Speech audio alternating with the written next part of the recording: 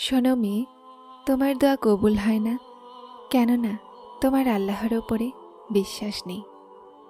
কেননা তুমি আল্লাহর কাছে অনেক তুচ্ছ জিনিস চেয়েছ, আর আল্লাহ তো তোমার জন্য অনেক সুন্দর জিনিস লিখেছেন।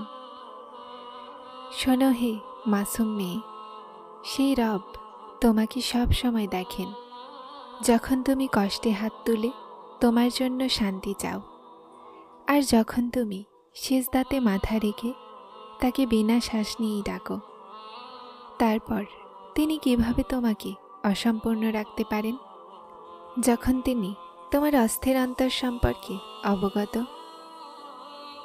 সেই আল্লাহর কাছে কোন জিনিসের কমতি, এমন কি আছে যা তিনি করতে পারেন না?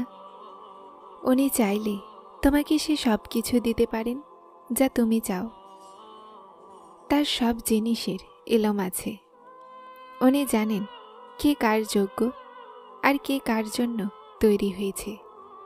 তুমি তার কাছে একটা তুচ্ছ পাথরের জন্য জিদ করো, আর তিনি তোমার জন্য হীরা তৈরি করে বসে আছেন।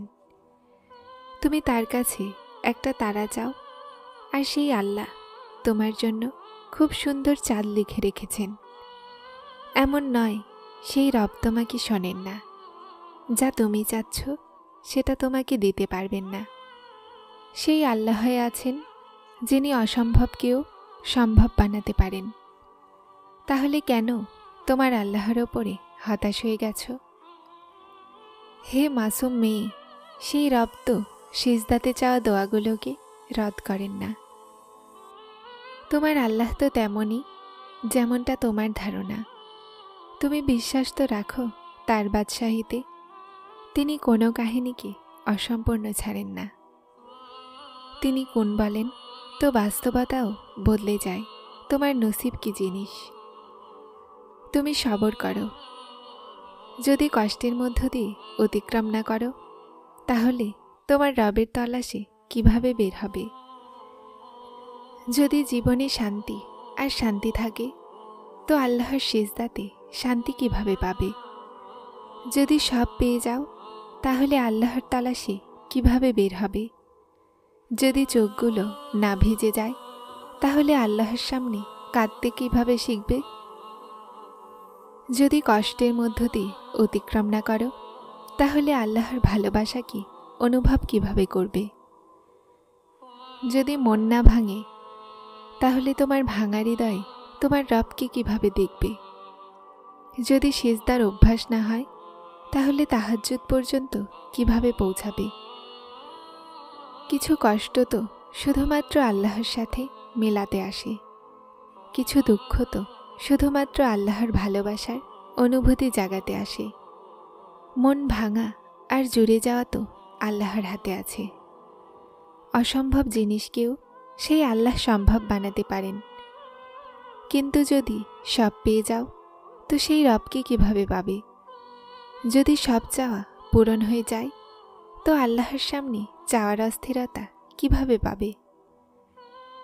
শুধুমাত্র সেই রবই আছেন যিনি বান্দাকে ভেঙে তার নিকটবর্তী করে নেন। সবাই বেখবর হোক, কিন্তু আল্লাহ তো জানেন। তুমি শ্বাস না নিয়ে নিজের আল্লাহর নাম বারবার বলো।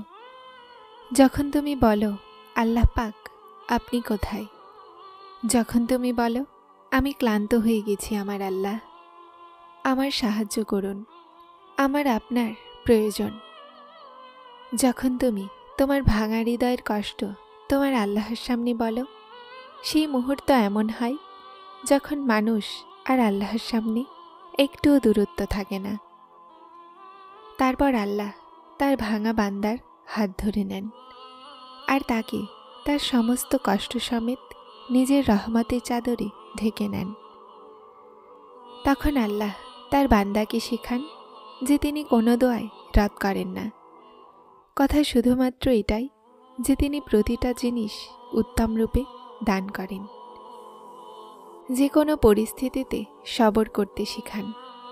তারপর আমরা কেন ভুলে যাই যে যখন তিনি কোন বলেন, তো দুনিয়ার সমস্ত শক্তি ফায়াকুনের তাসবিহ করে, আর তারপর সেই রব যা চান যে কোনোভাবেই হয়।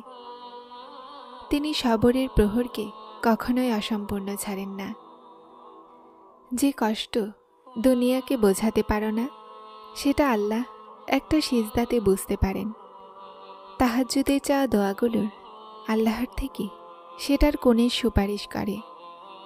অর্ধরাত্রে করা সিজদা আল্লাহর থেকে নীরব দোয়াগুলোর কবুলিয়তের বিশ্বাস দেয়। তাহাজ্জুদ আল্লাহর ভালোবাসা হাসিল করার, আল্লাহর সাথে সাক্ষাৎ করার উত্তম সময় হয়।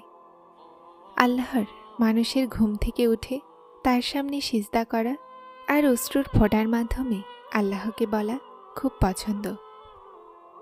সেই সময়ে চাওয়া দোয়াগুলো বান্দার তকদির বদলে দেয়, অসম্ভবকে সম্ভবের রাস্তা দেখিয়ে দেয়।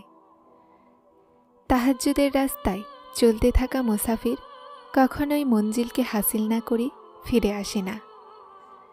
তাহাজ্জুদ সেই প্রিয় ইবাদত যা আল্লাহর থেকে নিজের কথায় রাজি করানোর ক্ষমতা রাখে। তাহাজ্জুদ বান্দাকে আল্লাহর ভালোবাসার অনুভূতি দেয়। এটা সেই সময় যখন আল্লাহ তার ভাঙা বান্দাকে শান্তির দুনিয়ায় আনে। আল্লাহ জানেন কখন কোন কথা তার বান্দার জন্য কষ্টের কারণ হয়ে যায়। তিনি অনেক চান তোমাকে। তিনি জানেন তোমার পরীক্ষা অনেক দীর্ঘ হয়ে গেছে। উনি জানেন দোয়া করতে করতে তোমার কত বছর হয়ে গেছে। যদি তোমার দোয়াগুলো কবুল না হয়, তো এর মানে তোমার রবের অস্বীকার তো নয়। তার পছন্দ তোমার অস্থির হয়ে যাওয়া, তার ভালো লাগে বারবার তোমার চাওয়া। যখন তুমি বিশ্বাস নিয়ে তার সামনে যাও, তিনি সবাইকে বেছে নেন না তার ভালোবাসার জন্য। উনি এই সুযোগ সবাইকে দেন না। শুধু কিছু মানুষের চাওয়া তার পছন্দ হয়ে যায়। ভাঙা অন্তরগুলোকে তিনি একা ছাড়েন না। তার শুধুমাত্র তোমার সিজদা পছন্দ হয়ে যায়।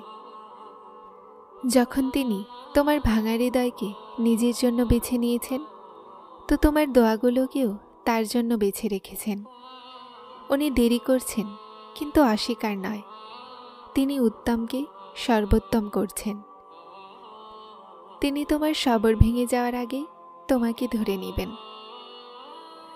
কখনো কখনো মন চায় যে আমার রব আমার সব দোয়াগুলোতে কোন বলুক, আর সেই রব আমার হাত ধরে আমাকে ভরসা দিক। তিনি আমাকে বলুক, উনি আমার প্রতিটা হতাশাকে আশায় বদলে দিবেন। উনি আমাকে বলুক যে আমার সিজদাতে করা অশ্রু সম্পর্কে তিনি উদাসীন নন। সেই রব আমাকে বলুক যে আমাকে আমার সহ্যের বেশি পরীক্ষা করা হচ্ছে না।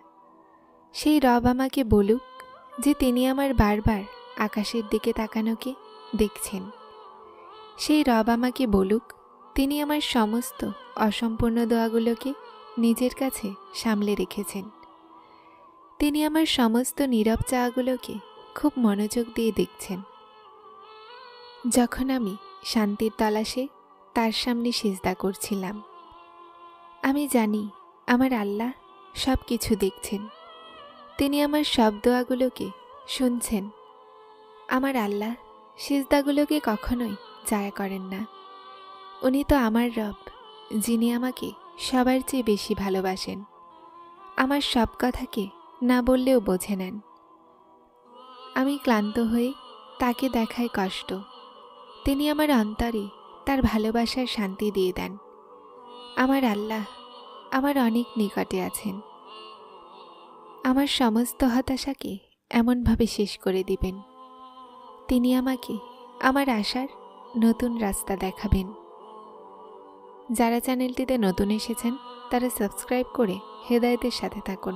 আসসালামু আলাইকুম।